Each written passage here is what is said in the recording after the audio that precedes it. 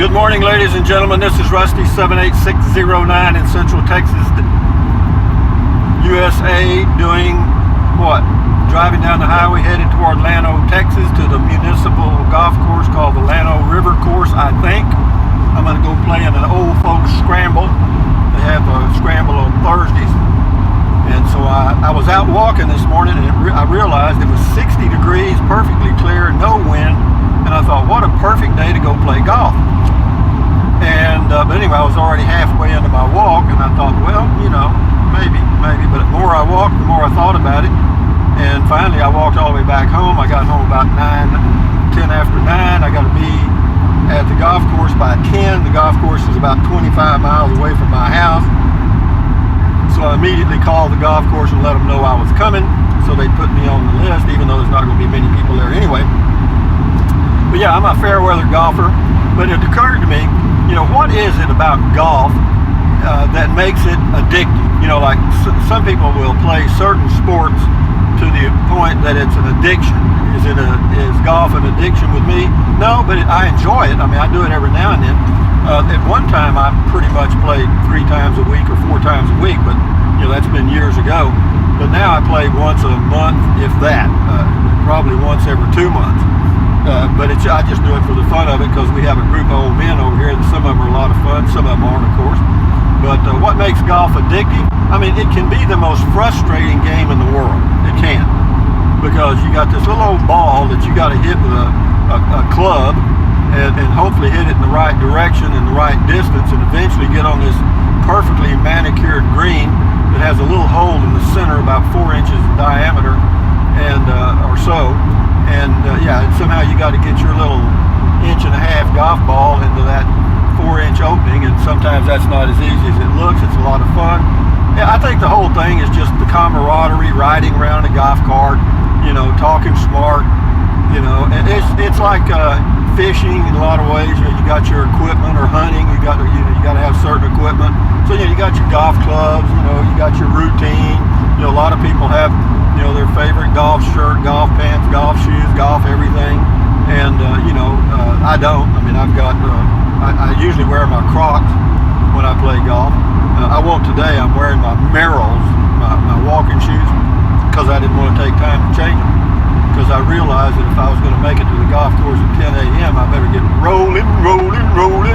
And so, as luck would have it, as I turned off the road from our subdivision, or whatever you want to call it, I turned right on Park Road 4, and I looked down the road, and sure enough, they had traffic stop, a construction crew.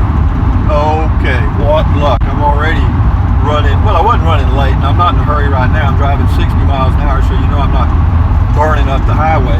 And you're going to hear rattling noises and all kinds of stuff, because I got all kinds of stuff in the front seat, so that's the way that is.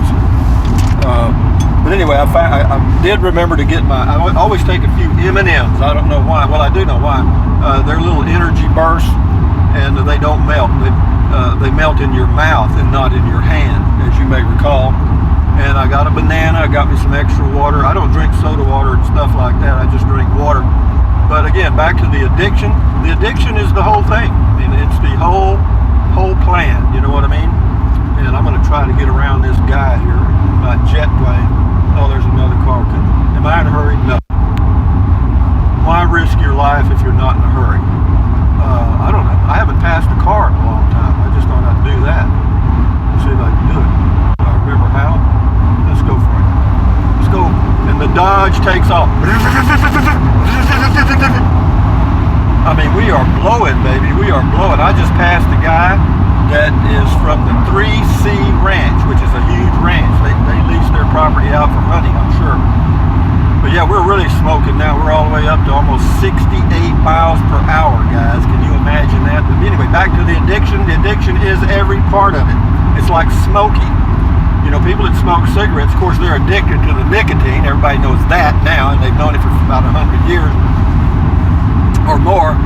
But it's also the ritual of smoking. You know, the buying the cigarettes, the cute little pack, and you know, the cigarette lighter if you have one, and all that kind of stuff. And then the smoke, so you get to visibly see the results, the smoke. If you couldn't see the smoke, they say a lot of people would quit smoking, and they could be right on that, because a lot of it is psychological, but it's also addictive. Enough said about that. But anyway, again, all these little sports, you know, every one of them, I guess, is the addiction is the equipment, you know, the whole routine, you know, the getting ready for the quote game, you know, and yeah, it's the build up. And then as far as the actual playing, you know, how well do I play golf? About like you'd expect a 73-year-old man to play golf. That's about what you could expect. You know, if you can imagine a 73-year-old man out there on a golf course swinging a golf club, and I mean, I can hit it. I mean, I just can't hit it far. You know, I can hit it I hit it fairly straight. You know, my game is above average for my age, and I'm satisfied with it. I have a lot of fun, and you know, in the scramble you can win. Let's see, if we always have what's called a skin hole. You know, if you birdie that or eagle that hole, you can win some extra money. Also, if you come in first, you get a little. You can win most of your. You can win your money back, you know, about what you put into the deal, because it's $20 for 18 holes of golf with a cart, and then $7 for the bets.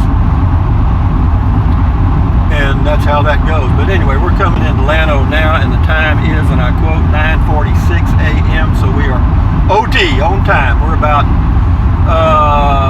barring any interruptions, we're about 10 minutes from the golf course, so we should be okay. But again, I've already called them and let them know, because see, I used to run a little golf course, and I know how it screws up everything when people show up late.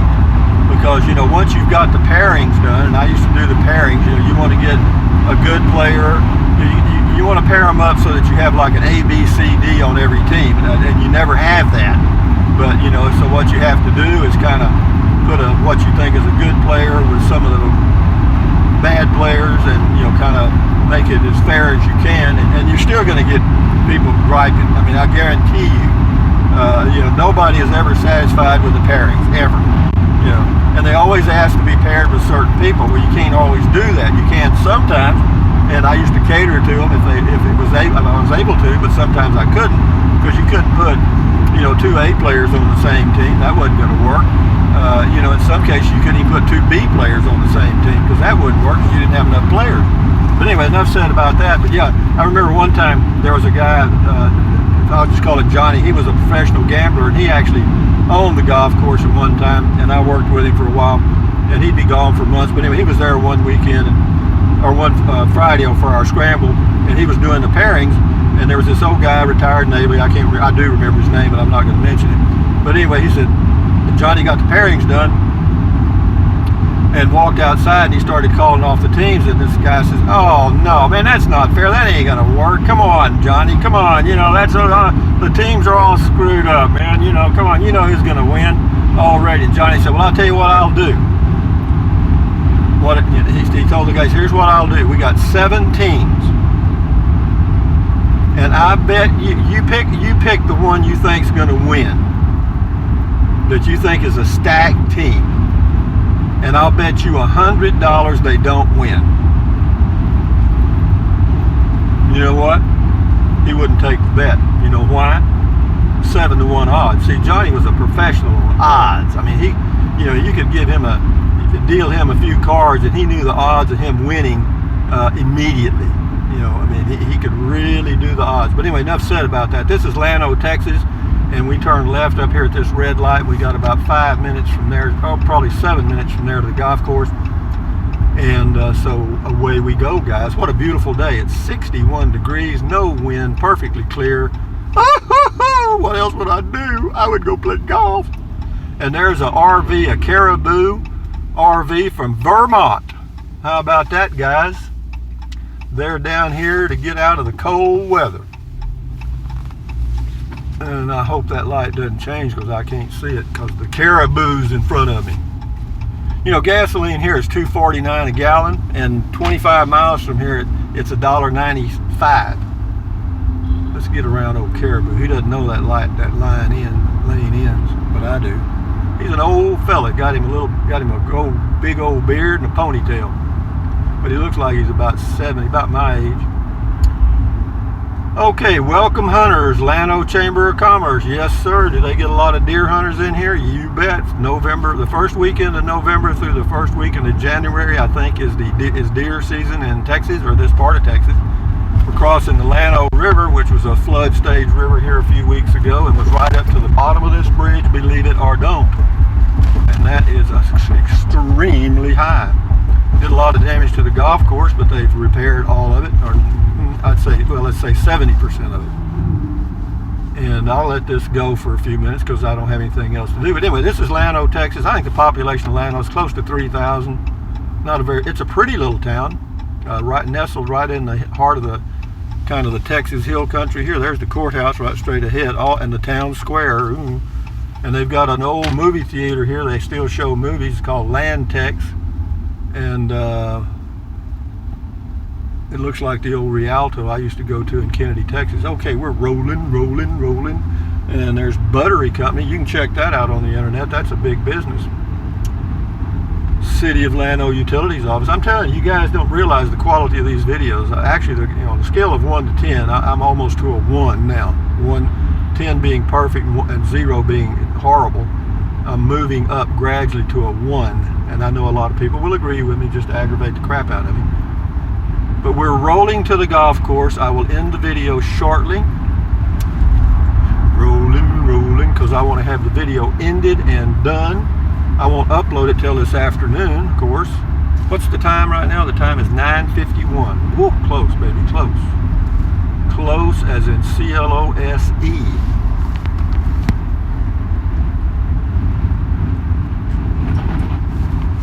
Oh, that's good. I'm drinking my green tea. And I had me some dark chocolate almonds. Of course, I had my breakfast much earlier. Much earlier. You know, the people in Llano, Texas, Burnet, Texas, probably most of Marble Falls and Kingsland could not relate to people from big cities like Chicago, Los Angeles, Houston, New York City. You know, they would have absolutely nothing in common. Nothing. Because these people out here are going to be talking about raising their hogs and their cattle and their chickens and you know, going hunting and stuff like that. And that's not going to be a big conversation with a guy from New Jersey. We're there, babe. It's just right up here on the right, so we're just going to make it. I wished I'd have made up my mind before I went walking. I would rather have skipped my walking and kind of got my exercise on the golf course, but this way I guess I'll get what's called a double dose. Ain't gonna hurt me. Ain't gonna hurt me. And then later I'll do a video of the progress on the Llano River Bridge.